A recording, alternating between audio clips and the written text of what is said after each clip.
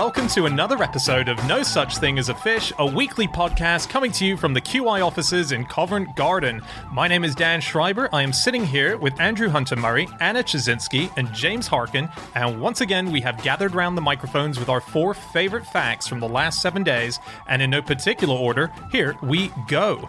Starting with you, James. Okay, my fact this week is that the Moulin Rouge had a can-can dancer who would distract patrons by kicking off their hats before promptly downing their drinks. So good. Such a good trick. Yeah. It's a dangerous trick. Yeah, because you might just kick someone in the face and then... Oh, I was thinking the alcohol poisoning. But yes, that both too. of these were problems. But actually, the kicking in the face thing, that was one thing that the can-can dancers would do, is deliberately pretend that they were going to kick someone in the face. If they were taking too many liberties on the front row, they would kind of do a kick that got quite close to their face. And so that was the thing they did. And as for the alcohol poisoning, unfortunately, this lady called La Goulou, otherwise known as Louise Weber, unfortunately, she did in the end succumb to the drink. Oh. Yeah. So, this fact came to me from text message when we were on tour last week, and it came from someone called Sarah Fung, who I texted this morning, and she allowed me to use it. Which is just as well, because you guys had already researched it. But this lady called La Goulou, she was amazing. She was the highest paid entertainer of her day, and she was basically the Moulin Rouge personified. Yeah, she was La Goulou, means the glutton, and yeah, she used to down people's drinks or swipe their chicken drumsticks from them, apparently. Did you get drumsticks at the Moulin Rouge? It's surprising, isn't it? It feels like more of a Nando's kind of vibe, but apparently they were very sexy in the olden days. So she had various other methods of distraction. She had a pet parrot, and a little pet goat that she kept on a lead. In the Moulin Rouge? In the Moulin Rouge, I think often you were sort of wandering around, mingling or going to parties. How does having a parrot help you steal food? Well, if anyone's distracted. Yeah. Yeah, it's just this whole woman's career sounds like an excuse to get more food. Yeah, she was called the glutton. Do you know what? She had a lover whose name was Le Mont Fromage, the cheesy girl. That was the name of her girlfriend. Wow, that's like a preview of the Cheeky Girls, isn't it? Very much more French. We are the cheesy girls. Touch my bum, no thanks. Although actually, La Goulou, sorry to interrupt, Andy, but La Goulou, one other thing that she used to do to distract people is she would bend over, show her knickers, and she would have a big red heart on her knickers, and that was like one of her kind of... signature move. Yeah, exactly. Yeah. We've all got one. People had amazing names. Another of the dancers was nicknamed Grille d'égout, which means sewer grating. Oh, nice. What was her trick? I don't know. Do you know why she was called that? No, I don't. Wasn't it because of her teeth? Yeah, she had really gaps in her teeth. That was why. This is great. This is like WWF. They've all got a character, a signature move. It's all real as well. It's all real. Yeah. There was another one called Nini les pattes en l'air, which means Nini legs aloft, or legs in the air Nini. Feels like that described all of them. Yes, it does, apart from the Nini bit. Yeah. It was basically their thing was throwing their legs up as high in the air as they could, wasn't it? The French can-can. Yeah. Invented at the Moulin Rouge. So Weber, or Weber, I guess it looks like a German name, but she was French. She had a dance partner who was called Jacques Renaudin, a.k.a. Valentin Le Dessaucé, which means the boneless. And he wasn't as successful as her, but apparently... Amazing. Every time he threw his legs in the air, they just wobbled back down like a jelly. Well, look, I think he was very flexible, which being boneless does make you. And I don't think he was literally boneless. But he danced at the Moulin Rouge as well, but he never accepted a single cent for it. This is... Oh, really? Yeah, according to Moulin Rouge biographies. What was he, independently wealthy? Just did it for fun. No one knows about his background, and no, he wasn't independently wealthy. He just loved dancing so much. He felt guilty. Oozed into the sewers afterwards. Speaking of boneless people, have you guys ever heard of Captain Frodo?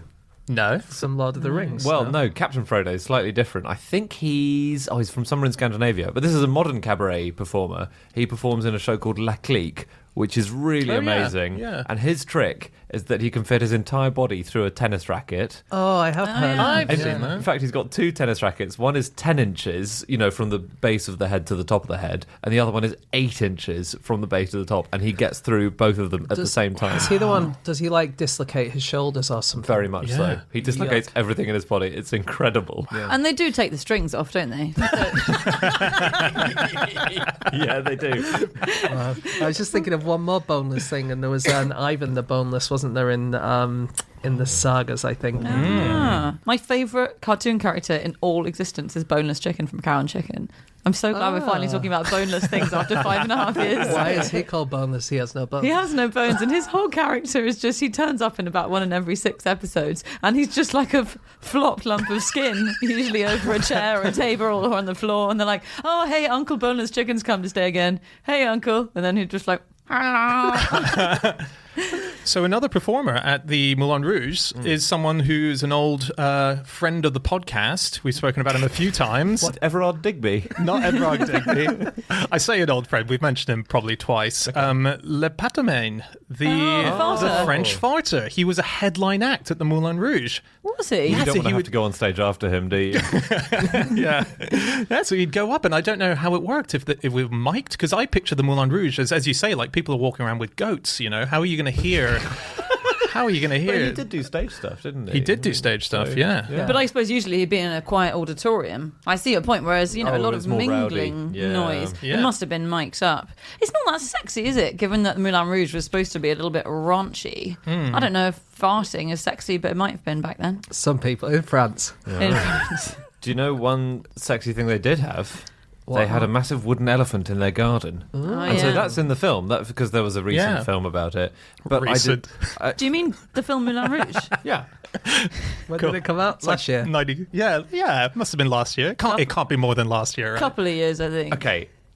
Relative between the invention of film and now, it's in the most recent fifth, I would say. So it is a recent film. It is just in the fifth. This is completely irrelevant. The point is, I don't know if they mentioned this in the recent film, but it had a room in its belly for intimate dances. Did it? So you would have belly dances for sort of an exclusively male clientele in there. Belly dances. Yes, exactly. So cool. Maybe if things were getting a bit sexy in the main club, you'd say, hey, you want to take this to the elephant? Sure. Should I bring the goat? Do you know how old you have to be to go to the Moulin Rouge? What, today? Yeah. I would guess 18. Younger. Wow, 14. Younger. No minus age. 6 years old. Children from the age of 6 are now permitted to attend the uncensored evening shows, according to their website. Wow. But even in the 1950s, they had a children's matinee every Sunday. What So did in that the involve? afternoon on a Sunday, all the kids could go there and watch it, but all the dancers were much more covered up. So they got you got the idea of being at the Moulin Rouge, but without the sexiness. So the elephant was closed off for the afternoon. There was no elephant in the room. That's a shame, because a massive wooden elephant would be the thing I, as a 6-year-old, would want to see, Yeah. rather Yeah. than a load of dancing girls at Yeah. the age of 6. I agree. Something else they had in the garden that was very good for children, if they'd attended, was the donkey rides. So not a thing you usually see in nightclubs anymore. But I don't know. The last time I went, which was quite recent, you got there in a horse and cart, didn't you? Yeah, they used to do donkey rides around the garden. It was a pleasure garden, which someone described at the time as a pleasure garden with small enclosures for dalliances. Ooh. And the girls used to be allowed on the donkeys so they could sort of hitch up their skirts and show off their legs. It was very exciting seeing people's legs at this time. Yeah. So it started in the 1880s, didn't Still it? is. Still It's is. still exciting. Sorry, Andy and I were looking at each other. Still exciting to see legs. Okay. So again, we're a very old-fashioned group here. We've established. You never really saw. I was meaning to say something. You were showing your ankles this morning. I've mentioned it to HR. I thought pedal pushers were acceptable these days. No, it was, because you hadn't really seen women's legs. They used to wear big skirts that went down to the ground, or at least you'd only just see a bit of ankle. And suddenly they're doing the can-can, which is exposing their upper thighs. And it became the main attraction, really. And police used to go and check they were wearing underwear, so they'd come to the Moulin Rouge to watch. Well, I bet they were gagging for that job, all of I them. was going to say, that is better than office work, isn't it, as a policeman? It's a good gig if That's you a can pretty get good it. gig. No, they did tend to wear underwear. They would have said you're knickered if they had to carry out arrests. Yeah. Very good. The Moulin Rouge has quite a few Guinness World Records. Okay. Yeah, specifically for can-can. So they have the most circular French can-can kicks. They did 29 in 30 seconds. So they did this outside of the Moulin Rouge. Circular kick. So it's... I imagine it's when you go, you kick your leg out to the left and it goes all the way around. A and bit up like and a falls on the roundhouse right. kick. Yeah, exactly. Okay. Yeah. And then... there's- Like you're waving, but with your leg. Yeah. So then another record that they have, there's a can-can soloist. He's a Greek guy, and he's got the record for most high kicking behind his head, which he did 30 times in 30 seconds. Now, I don't know if that means the kick goes... No, I would say it goes forward. So Dan was just pushing back with his arm, but I would say that it goes in the normal can-can fashion, but maybe the foot ends up behind your ear. Behind your ear, yeah. So 30 times in 30 seconds. He could kick off his own hat. But the can-can was for men and women originally. It was a men and women's dance, and it was the men did all the high kicks. The women didn't do any. And the really shocking thing about it was that there was lots of bodily contact between the partners doing it. And then the women started joining in the high kicks, and people noticed that, oh, this is really sexy. Partly because women wore open-crotched pantalettes in the 19th century. Not just partly, mainly, I would say. That's why it's sexy. That's mainly, yeah, absolutely, yeah. So they then thought, oh, this is much better than watching a load of men just leaping around all the corners of the stage. And that's how it got its salacious reputation. Did they really? So when they did the can-can at certain points, they must have had underwear under that, right? They weren't flashing their vaginas in the mid-90s. I believe they were. Yeah, I think they flashing were. their vaginas. In the, like, not in the Moulin Rouge, but I think in around Montmartre, in like other more salacious. In the sort of okay. the spin-off, yeah, they definitely weren't in the Moulin Rouge. Not in the Moulin Rouge. Was very strict about pants, actually. Was it? Yeah, it was. They were very strict on that. But okay, there were spin-off, seedier places. Because I think if they were never doing that, there'd be no point having the police there. The police would have been just basically checking people's knickers for no reason whatsoever. Yeah, you're right. There must have been a couple of people who maybe forgot. Maybe forgot. Yeah, We all forget to wear pants some days. we all do. It really makes the police sound like creepy gym teachers. It does. They're checking everyone's wearing the regulation underpants. Oh, you had a rough time at school, didn't you, Andy? No. That's a sad cry, isn't it? Memories are flooding in there. He's lost it. I don't know what you're talking about. I read about one accident in the Moulin Rouge that happened. This was in 1899, and there was a British newspaper. I was looking this up actually in the British newspaper archive, and the tone with which British newspapers report on it is so funny because they're not outraged by it. They don't think it's salacious and gross. They basically go, "Oh, this isn't nearly as fun as our music halls." All the articles say, "I went there and it was just massively overly hyped, and it wasn't a big deal at all. Didn't fancy anyone. Prefer to go to an opera." But anyway, all these articles are like that. And then there was one report that in 1899, a Moulin Rouge dancer actually died while dancing her quadrille, which was like the precursor to the can-can, because the dance ends with her jumping really, really high in the air, springing in the air, and then landing flat on the ground in the splits with her legs at right angles to each other. Oh, no. But apparently she did it so carelessly as to be injured fatally. Whoa, what does that mean? Yeah, I don't know. what does it mean? It sounds like you'd be torn apart. What did she land on? Yeah. Does it mean she hit a ceiling fan in the air? I don't think they existed back then, did they? Oh, ceiling fans have been around for a long time, Have haven't they? Well, you get those punkers in India, don't you? Which are the sort of big mats you hang up and then you swing them to and fro. It'd be hard to kill yourself jumping into one of them. Also, it's the only guy who goes to the Moulin Rouge looking at the ceiling fans. It was the first place with electricity, though, in France, wasn't it? And Well, so maybe they needed it to operate the ceiling fans. Thank you. riddled with ceiling fans. The main attraction, actually. We've got to invent something that can make these ceiling fans work. Just on scandalous dances and the British press's reaction. So the waltz was an earlier scandalous precursor to the can-can. So it arrived in London in about 1790, but even 25 years later, it was still pretty shocking. Again, because you were very close to your partner. And an article in the Times wrote, "So long as this obscene display was confined to prostitutes and adulteresses, we did not think it deserving of notice. But now that it has attempted to be forced on the respectable classes of society, we feel it a duty to warn every parent against exposing his daughter to so fatal a contagion." That was the waltz. Wow. Yeah. I still feel that way about novels. What's a novel? You say novels? Novels. Oh, novels. Sorry. Novels. Novels. I thought it was some dance that I hadn't heard of. Everyone's doing the novel down at the class. It does feel like something that might do in Bolton, in the dance halls of Bolton. Everyone do the novel. It does. It does not feel like a Moulin Rouge kind of dance. Okay, it is time for fact number 2, and that is Andy. My fact is that in 1959, as a publicity stunt, a 3-ton block of ice was driven from the Arctic Circle to the equator. This is the craziest story. It's insane. So this was, I found this in an article on amusingplanet.com, which has brilliant articles about all sorts of stuff on it. And this was in the 1950s. It was a stunt by a Norwegian firm, which was trying to show how good their insulating glass wool was. I didn't know about glass wool before either. But it was in response to a challenge on Radio Luxembourg. In 1958, they challenged anyone. They said, if you can take 3 tons of ice from the Arctic to the equator, and it's verified, we will give you 100,000 francs for every single kilo that remains when you get to the equator. Wow. But the trick was you weren't allowed to use any refrigeration. But you're allowed to use glass wool. You're allowed to use glass wool.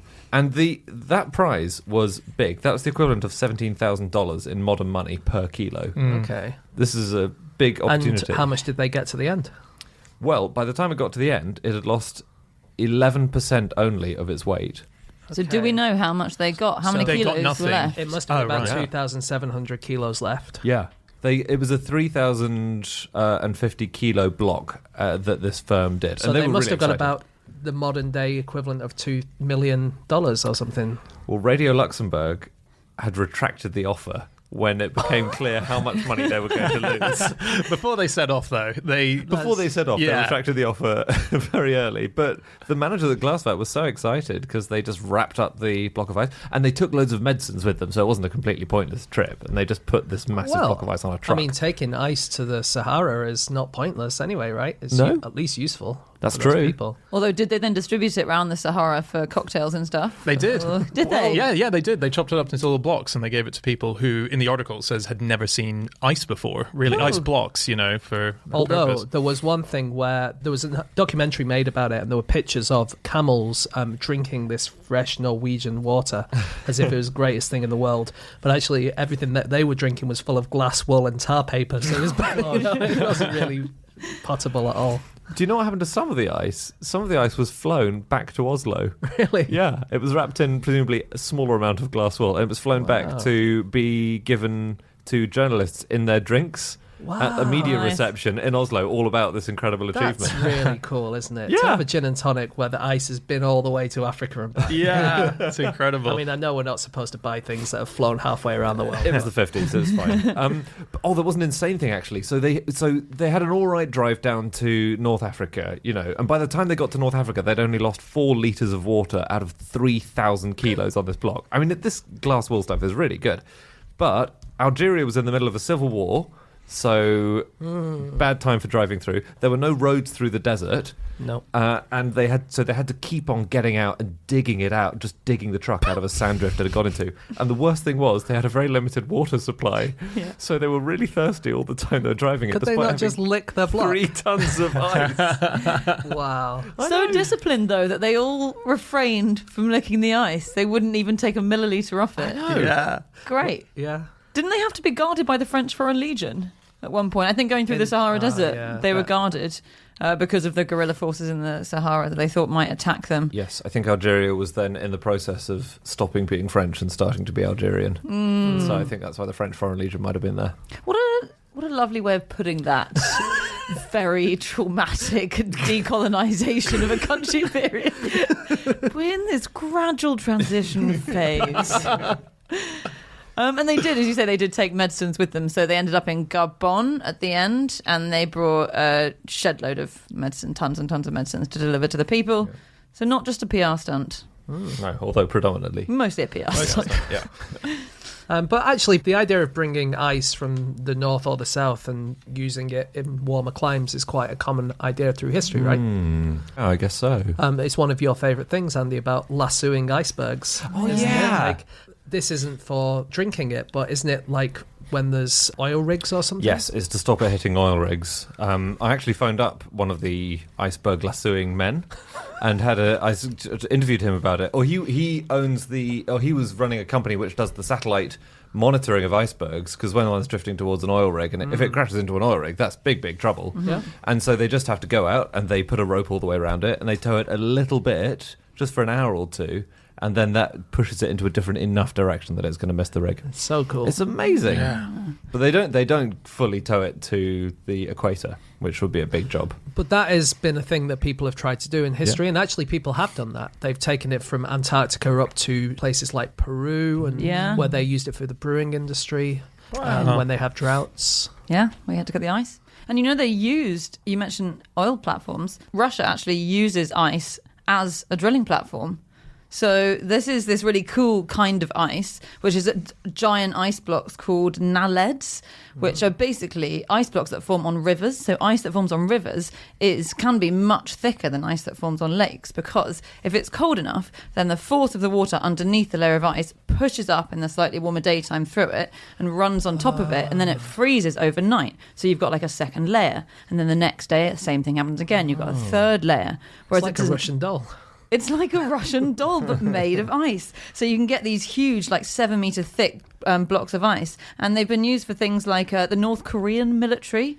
I know we don't like to take tips from them, but the North Korean military use them to build river crossings for their tanks in winter. And Russia has drilling platforms made of these giant ice blocks. Do they move? Or can you move them around? Can you tow them into place? They pick them up, so they take them out of the thing. Yeah, it's amazing, because there was a plan to use them in Mongolia. This is where I found out about them first. In 2011, a plan for keeping Mongolia cool in summer. So I thought Mongolia mainly had a problem with being too cold, but Ulaanbaatar gets very hot in summer.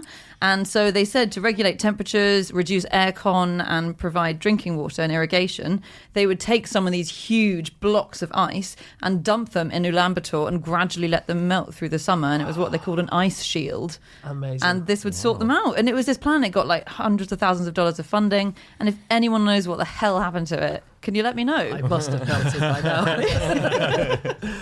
That is amazing. So do you know whether it actually happened? I have no idea. It kept on saying they've got the funding, they're doing this, the plan's underway, 2011. Zilch from here on in. So weird. So on publicity stunts, Game of Thrones announced the premiere of their 7th season with a block of ice. What they did was they set up a large block of ice, and then in front of it they put a camera and they set up a Facebook Live broadcast with the block of ice melting. And if you typed fire, I think this is how it worked, a little flamethrower near it would blast a small amount of fire. And as the big block of ice melted, it was going to reveal the date of the launch of the series. That's clever. Unfortunately, it took a long time. It took over an hour, and everyone was typing fire, and everyone was getting really frustrated. It turns out ice is really hard to melt. even if you type Dracarys, which is a thing from the show, and it means that multiple flamethrowers fired, it still took more than an hour. And then the live stream broke. So they were just left with a big block of ice, and eventually Game of Thrones just tweeted the date that the series was coming out. Everyone hated it. I can't believe Game of Thrones fans, above anyone else, couldn't be bothered to sit around for 1 hour and wait for that. Well, there was no nudity in that hour, so I don't think, That's the mistake, isn't it? It should have been like one of those mugs that when it gets hot shows a naked woman. It should have been two shagging Vikings who gradually appeared. Or whatever. For someone who's never seen it, you've got a very good grasp of what the show is. Thanks very much. I was looking up ice stunts as well.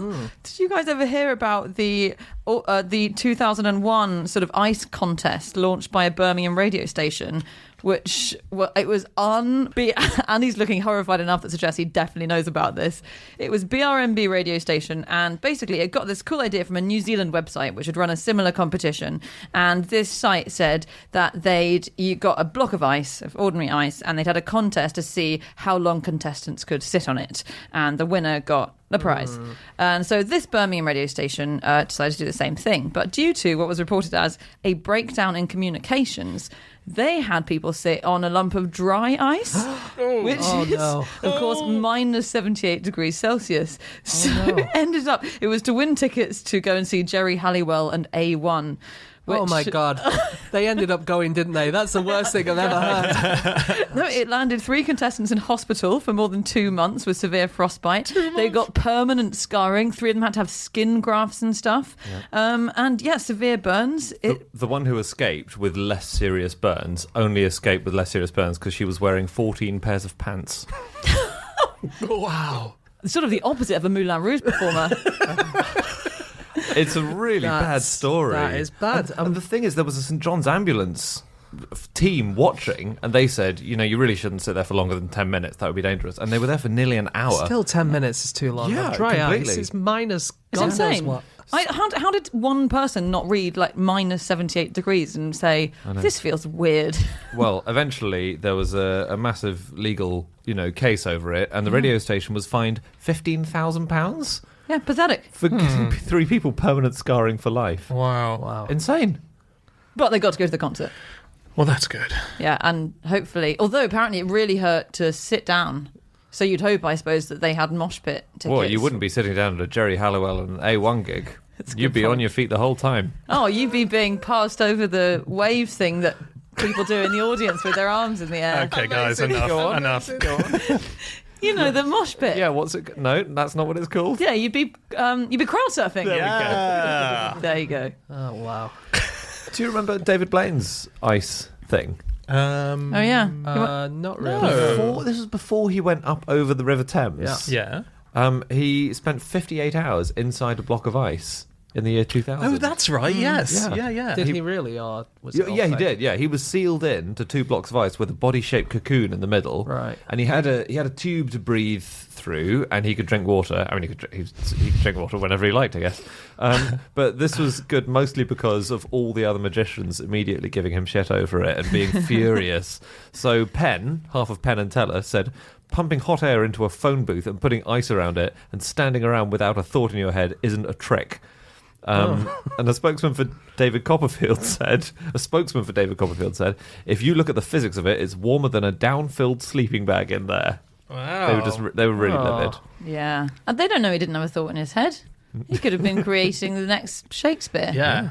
It was also- Or his next trick, like, I'm going to sit in a box next time. Exactly. Come up with that kind of genius out of nowhere. Awkward if he did lick the sides and then your tongue got stuck to it. Just how long was he there? 58 hours. 58 hours, just tongue stuck to the wall. Everyone watching.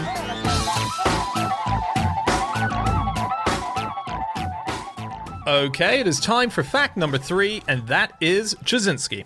My fact this week is that prehistoric babies drank from animal-shaped sippy cups.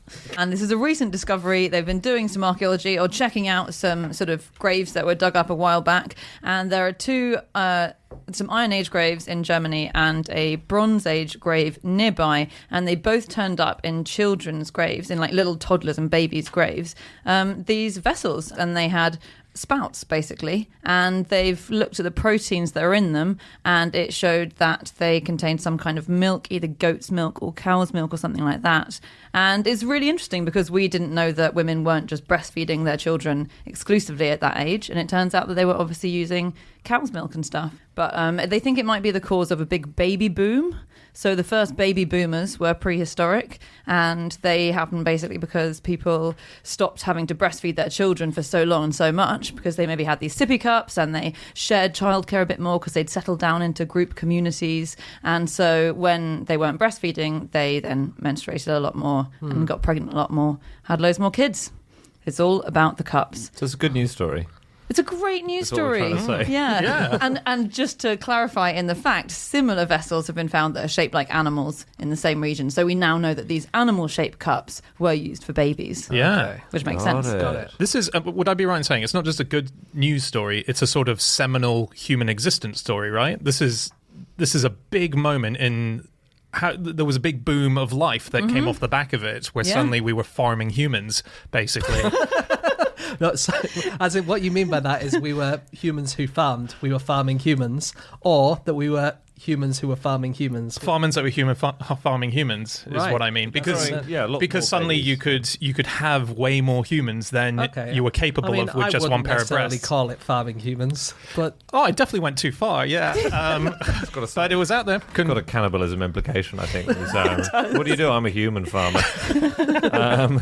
But yeah, collective parenting was a thing. Didn't realise. Like you had creches basically, and I think that it makes sense that you would have had creches because they were presumably going out into the fields to work, and so you could leave one person to Yeah. babysit the kids while everyone else went out to work. Which, yeah, we didn't know. It's quite cool how they detected the milk in the vessels as well, because it's essentially because they had these cups, but they weren't glazed. And so that means they've got like tiny, tiny little indentations in the surface that you couldn't possibly see. But they happen to be the perfect size, these little pores, to fit fat molecules, lipid molecules. And so they've just filled in these little indentations. Wow. So we can just get them out and go, oh, that's some milk. that's amazing. The amount of technology you need to be able to do that compared to the amount of technology you have to have a cup. Yeah. It's just it's so weird, isn't it? Yeah. Are you gloating those that we're together. better than those people? No, I don't think so, really, because those kind of technologies, finding tiny bits of lipids, is not going to cause a massive baby boom, is it? You never know. It doesn't feel like it. Maybe everyone will hear this, go home and shag tonight. They might. It was a sexy fact. But yeah, animal-shaped cups have been a thing throughout history, actually, for adults and children. There was a Harvard museum exhibit last year which took them from all over the world, and it was like rams and bulls and lions, and they came from ancient Greece and they came from Persia, and yeah, they would have, like in Greece, they would have a donkey-shaped cup, which I think had the spout at the back end, so that it was the shape of a donkey's head, spout at the back end, so when you drank from the spout, it looked like you were wearing a donkey mask on your face. That's cool. Really Nice. clever. They used to have human head-shaped cups, as in they were actually made from human heads. That was a thing. Quite around the world, people have drunk out of human skulls, but the oldest ones we have are from Somerset in England. Oh. Really? Yeah, we were the origins of drinking out of human skulls. Wow. Wow, something to be proud of. I think so. God. Yeah. That's why my human farming analogy has gone wrong. Lord Byron had one of those. Did he? Yeah, he Cool. was very proud of his skull cup. Yeah.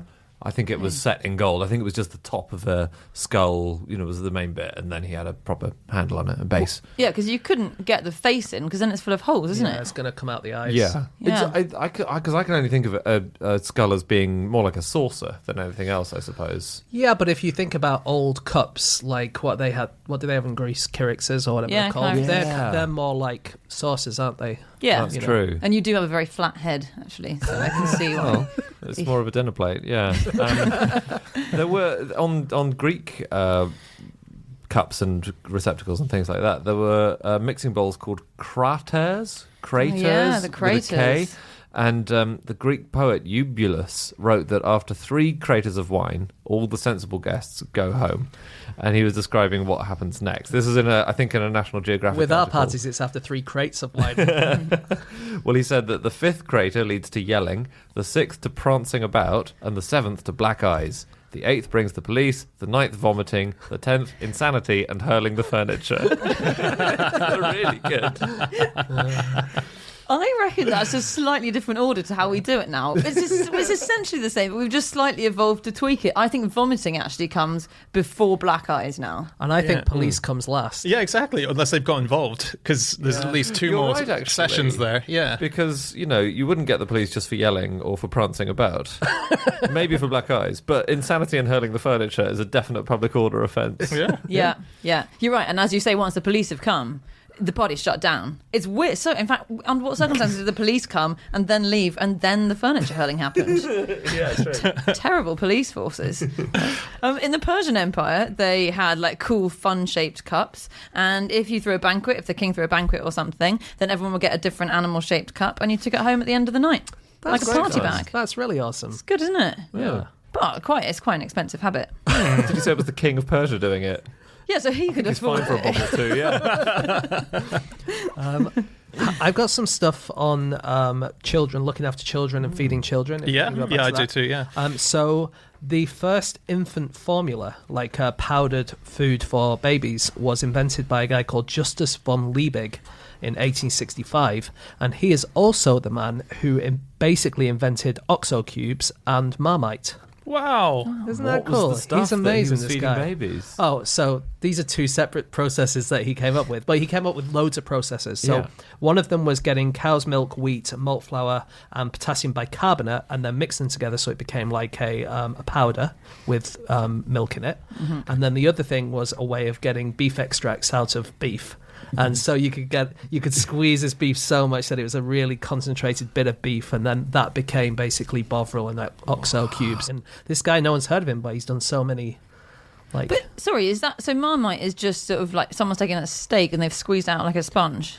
no, Marmite is more yeast based, but it's Yeah. the same process that he Cool. used. So you Yeah. take some yeast and you squeeze it. Yeah, much, yeah. Yeah. wring it out. But was there baby food that was beef related? I think babies Oh, did maybe. get given. There was a thing called, was it pap or panada? Oh, pap is like bread and milk, isn't it? I think it's just bread and milk mixed or something. I think it covers a few different things. Oh. So you could be milk and flour or melted butter, and then sometimes children were just fed a kind of meaty broth. I think no one really knew what came after milk for a long time. And people just experimented with yeah, different why stuff. not? Yeah. Like meaty broth. Sounds Yeah, good. it must be nourishing because Yeah. it's meat, you know. Yeah. I was reading that in the 1700s in Paris, not many people actually breastfed their own children. It was a big thing of outsourcing for wet nurses. Oh, yeah. So there was a survey that was conducted by the police chief of Paris in 1780. Another creepy policeman. He'd been promoted from looking at knickers to looking at boobs. The survey revealed that of the 21,000 children that were born annually in the city, 17,000 were sent to the countryside to a wet nurse. Wow. There's a huge Yeah. amount. And then there was a condition that if you were sending your kid to a wet nurse and you had the money, you would pay them to exclusively breastfeed and look after your kid. Yep. But these wet nurses had kids, so they had to outsource their kids to poorer people out in the country. Yeah. So there was a lower rung of wet nurses who were the sort of more, for the poverty stricken. Yeah. So kids were just being pushed further and further into the country of France to suck on a boob. It was so. I had no idea it was so widespread. Yeah, like 90% of people were not breastfed by their own mother. And also, you have this image of wet nurses as being for a rich family, and you pay for the wet nurse. But largely, especially when people started industrializing, it was for poor families, and it was for people going and working in factories. And then nothing you could do with your kid. It's a rough gig, though. They were very looked down on, the wet nurses. Were they? Yeah, it seems very unfair because women They're would doing a proper job. They're doing an important job. It's a really important job, and if you've insisted that you latch your own baby onto another woman's tit, then teat. Well, either. Tit and teat. Synonyms. Yeah, the least you can do is show some gratitude. I think you're absolutely right. Thank you. I was looking at weaning and breastfeeding and things like this. I didn't know that there was a big study of this in the 1950s by a scientist called Ian Wicks, and he found that Renaissance Europeans had fed their infants with a cow's horn with a leather nipple attached to it, which is a wow. pretty cool way of being fed. Yeah. Yeah. I mean, I think also in Europe around that time they were going directly from the cow, weren't they? Like you would just attach a child to a cow or a goat or something. Yeah, like Really? the goats. Yeah. They used to Wow. have goats in orphanages. God, so the Moulin Rouge might have had the goat out during the matinee performance for kids. Just as a... The goat would just go around the audience as like a shot girl.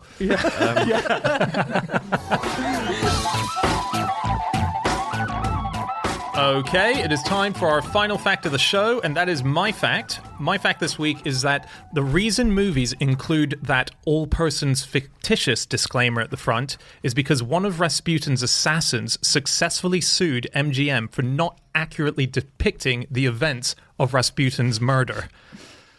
What? Yeah, I mean, that is... What's amazing about this fact, I think, is Rasputin feels to me, or felt to me, like about 500 years ago. Yeah. And movies, like Moulin Rouge, was so recent. Yeah, exactly. They feel like a modern day thing, but they're connected. They're connected. It feels insane that such a historical event has... So when was the movie? So Rasputin died in what, 1916? 16. I believe it was 1916. The Okay. movie came out in 1933.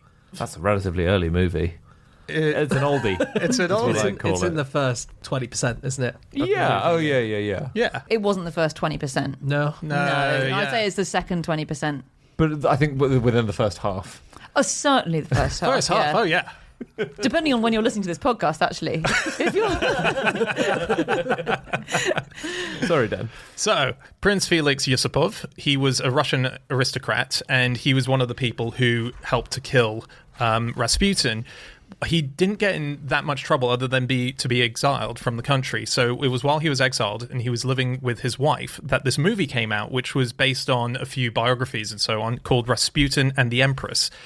So in it, they name him differently, but it's clearly him who they are depicting. And he wanted to sue them because he thought, oh, you're depicting me really badly. Obviously, he couldn't. He was an assassin. He was a guy who killed the lead character in the movie. So what he had to do was sue them via his wife, because in the movie, they create a scene, deliberately falsified, where Yusupov's wife is raped by Rasputin after being hypnotized, and that never happened in real life. So she ends up suing them for a lot of money. They lose the case, and MGM, as part of the court case and part of losing it generally, they have to put this on the front of movies, which all other movie houses do as well, to avoid being sued by real life characters in movies. It's astonishing. weird. Yeah. You know, This Country, the BBC documentary. It's not a documentary. It's kind of a pseudo documentary comedy about this brother and sister couple who live in this really rubbish bit of the country, and their lives are horrible and they have a grim time. Anyway, they forgot to rename their teacher. So they gave a character in this the same name as their teacher, and now everyone shouts at the teacher in school, and it's apparently ruined his life. Yeah, I'm not surprised. And she recently apologised from an awards ceremony, saying, "Yeah, sorry, but yeah, ruined his life. Whoops." What? Sorry, not that. Sorry, check out my trophy. That basically was what she was doing. They used to have that thing called the small penis defense. Do you remember that? And the idea is you put someone in your book and you make it so it's obviously them, but you say this character has a small penis, and then when you go to court, you can say, well, it's obviously not this person because my character has a very small penis. It does feel like a crowbar in certain novels when it popped up in Pride and Prejudice midway through, I was extremely surprised. When it was in Harry Potter. Tiny wand. Well, one person who didn't have a very small penis was Rasputin. Oh, yeah. Nice. Well, allegedly he didn't have a very small penis. Yeah. Well, some people said he did. One doctor's report from 1912 or 13 said he had completely shriveled testicles. Really? That's completely different. That's- literally a different ball game. I think you just assume if they've said shriveled testicles, perhaps you assume that the other part is shriveled as well. But you're right, it didn't specify. because you would have referenced that. You're Otherwise- right. And perhaps the testicles just look shriveled because the member was so enormous. You're absolutely right. his It's a compliment in disguise. His penis is in various different museums in Russia. Apparently, Polina was telling me, my wife was telling me. Really? Yeah, there's lots of different small towns with their own little museums, and lots of different ones have his penis. in Oh, them. okay. So he's basically things that aren't his penis. Yeah. One of them, But not so large that they were able to actually chop a healthy chunk out for each. That's what I thought you meant. should we say who he was? Rasputin. Yeah. Yeah. So He's the guy from that song. yeah, that's right. Sort of monk, believed to be a mystic, who had this weird relationship with the last czars of Russia, Tsar Nicholas II and his wife and their son, and could allegedly cure their son's haemophilia. Yeah. And was eventually offed for this very dodgy influence he seemed to have over the whole court and over the Tsar. Yeah. Also, he had a phone call earlier that day, Rasputin, with a death threat. You don't think of Rasputin receiving phone calls, do you? He loved the Yeah. telephone. Did he? I think of him with phone calls because that was famously how he used to cure the Tsarevich. Oh, yeah. Yeah, but he loved phone calls. He and his daughter used to make nuisance phone calls all the time, where she used to do dirty voices to the men who would answer the phone. And whenever he ever was on the phone, he would always do squats, twirls, and stamps while he was on the phone. He'd always dance around while he was on the phone. Whoa. This is great. Isn't it? And just to add, because you just said earlier the circumstances of his death, which have now been debunked, and you talked about the cyanide, but just to give the full story of how he died, the story goes of the myth is that he was fed enough cyanide to kill him several times over. He was beaten severely with clubs. He was then shot. He was then stabbed repeatedly. He was then shot twice more. But after that, when he should have been dead, he got up to strangle his attackers, and they eventually threw him in a river rolled up in a carpet. Yeah. Okay. That's how And his body was not found. only that, when his body, and I think this was the case, when his body resurfaced a few days later, his lungs were filled with water, which showed that when he was landed in the river, he was still alive and breathing in the water. I think it was the carpet that did it. And are we going to say what actually happened? Like, Well, yeah, but just the account of the poisoning, because this is all Yusupov's account as well. So when he arrived, they gave him loads of cakes, which were poisoned with potassium cyanide. It had no effect. So then they gave him a glass of wine laced with potassium cyanide. That had no effect. Then they gave him a second glass of wine laced with potassium cyanide, and they said, "Are you feeling unwell?" And he said, "Yes, my head is heavy and I have a burning sensation in my stomach." So they thought, great, we're well on the way. So they gave him a third glass of wine laced with potassium cyanide, at which point he perked up and said, "Oh, thank you, I'm feeling much better after that third glass of wine." So they had, then the police were called, then the black eyes. at this point, they've run out of potassium cyanide, and they're really wondering what to do next.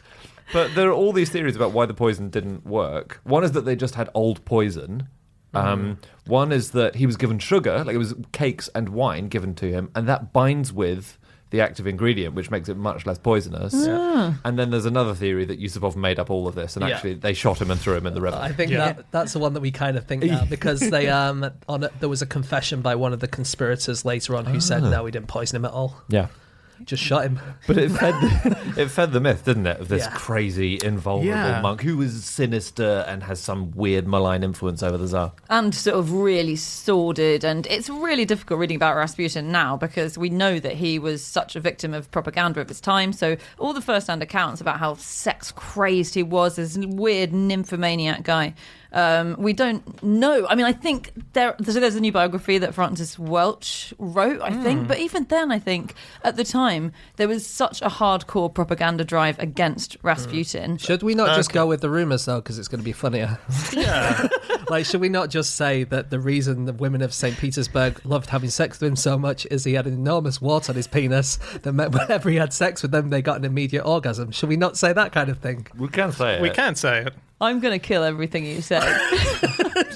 Actually, James, have you actually seen this wart yourself? Look, you can have it, like, various things are not true. Like, he did not get out his willy in a restaurant and wave it around to prove that he was Rasputin. Wait a minute. We think that did not happen. I've never heard that one, actually. So this was in 1915. This was shortly before he died. You know, he was under observation by the police, and he goes to a restaurant with a group of followers and starts bragging about his relationship with the Tsar's wife and implying that he slept with the Tsar's wife. And someone asks him, "Are you really Rasputin?" And he replies by getting his penis out, saying, "This is what Rasputin does, therefore I must be Rasputin."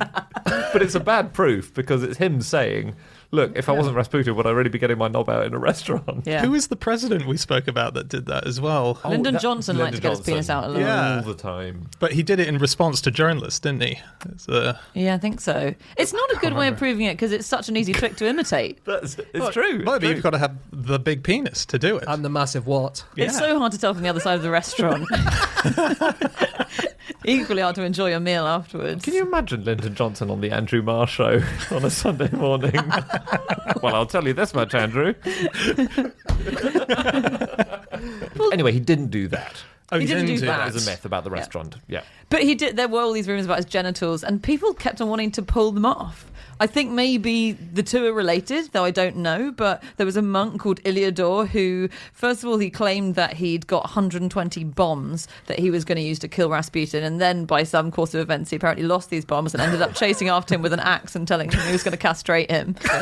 Don't know what happened to the 120 there. There was another holy man who was called Blessed Mitya who ended up punching Rasputin in the face and then trying to pull off his testicles manually. Yeah, which didn't work. There was a bishop called Hermogen who grabbed Rasputin's penis, screamed that he was the Antichrist, and proceeded to beat him with a huge crucifix. Do you know who almost got the gig before Rasputin?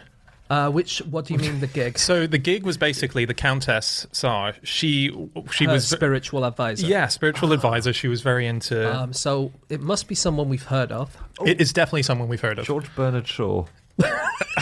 No, It's a great guess. lovely guess. Oscar but no. Wilde. Yeah, lovely guess, but no. Harry Houdini? Harry Houdini. No. Yeah. Oh my God, what a guess. That's an incredible guess. What? Yeah. Harry Houdini was over doing shows there, and they met up. And there's that famous thing of Arthur Conan Doyle not believing that Harry Houdini wasn't really magic. Same thing with the Tsar and the Countess. They thought he was genuinely doing magic tricks, offered him the role. What an alternative universe where Harry Houdini is Rasputin. That would be amazing. Yeah. I mean, he probably could have got out of the river. That's the terrible ironic thing. Yeah, what, roll me up in a carpet? No problem. That's insane. Yeah, man. and he was. I read this in a Harry Houdini book. He was offered the role afterwards as well. So we've lost our advisor. I don't know if you saw the papers, but we're looking for someone new. And Houdini was asked once again. He turned. If you'd said no the first time, I think that second time, if you had read the papers, it would be a pretty hard no, wouldn't it? Yeah, that's true. Do you know why they think Rasputin was so efficacious in curing the Tsar's haemophilia? Right. No. So haemophilia is a disease where your blood is very thin, and if you cut yourself accidentally, you don't stop bleeding for a very long time. So very, very dangerous. It's possible that Rasputin just said, in his kind of holy mystic way, chuck away all the medicine you've been given. I'm going to be looking after you. And it's possible that some of the medicine was aspirin. Oh, really? And aspirin thins Thins the your blood blood. as a side effect. So it may be that there was a grain of truth in Rasputin's advice, but not for the reason, obviously, that he was mystical. No. I like that. Yeah. That's cool. Also, there's a thought that maybe when he was hypnotizing over the phone and sometimes in person, it has a relaxing effect, which it does, like meditating. And then if that lowers your blood pressure and lowers your heart rate, then you're going to bleed less. So it helps Right. dissipate it in that way. Interesting, yeah. But, conventional medicine is probably advisable these days. Oh, you square up. We were talking earlier about Maria Rasputin, his daughter, in the phone calls. So after this happened, she moved away and became a lion tamer in a circus. Did she really? Yeah, she did. That was one of her jobs. amazing. She was also a dancer in Paris in the beginning of the 1900s. Tell us where. Yeah, Tell us where. No, unfortunately, I've not seen if it was there. But yeah, so that's what she did for a Wait a living. minute. Rasputin, everyone said he smelt like a goat. Yes, Didn't they? They did. Like, that was one of his things. He never washed. He once didn't change his underwear for 6 months. Yeah. Everyone who met him said he smelt like a goat. Who was with La Goulou? So you're saying maybe Maria Rasputin, was the goat? No, I'm saying Rasputin the elder was disguised. He was disguised as a goat. Survived. They never pulled him out of the river at all. Exactly. And that goat was just Rasputin in a carpet. Huge. It's such a fall from grace, isn't it? This actually makes... Ending up entertaining the children at the Sunday matinee. Does anyone here have haemophilia? Put it away. We believe who you are. Okay, that's it. That is all of our facts. Thank you so much for listening. If you'd like to get in contact with any of us about the things that we have said over the course of this podcast, we can be found on our Twitter accounts. I'm on @Schreiberland, Andy, At Andrew Hunter M. James, At James Harkin. and Chazinski. You can email podcast@qi.com. Yep, or you can go to our group account @NoSuchThing or our website, No Such Thing as a Fish. We have everything up there, including our previous episodes. We have upcoming tour dates, and we even have a behind-the-scenes documentary that you can find a link to buy. Do that, please. Okay, we'll see you again next week. Goodbye.